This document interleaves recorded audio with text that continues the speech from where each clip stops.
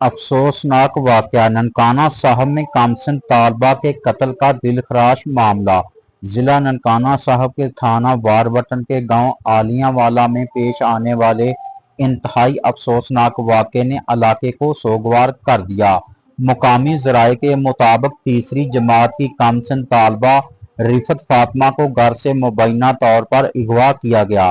بچی نے حالیہ امتحانات میں نمایاں پوزیشن حاصل کر کے ٹرافی بھی جیتی تھی۔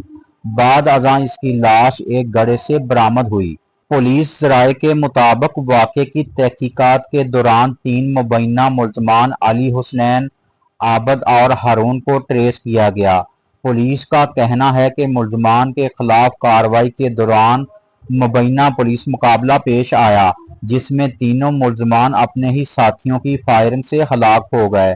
پولیس کے مطابق واقعے میں مقتولہ کا ایک قریبی رشتہ دار بھی مبینہ طور پر شامل تھا۔ ڈی پی او ننکانہ صاحب ارسلان زاہد، ایس ایچ او واربٹن انسپکٹر مظہر حسین اور دیگر پولیس افسران سمیت کرائم کنٹرول ڈپارٹمنٹ نے واقعے کی تحقیقات اور ملزمان کی گرفتاری کے لیے کارروائی کی۔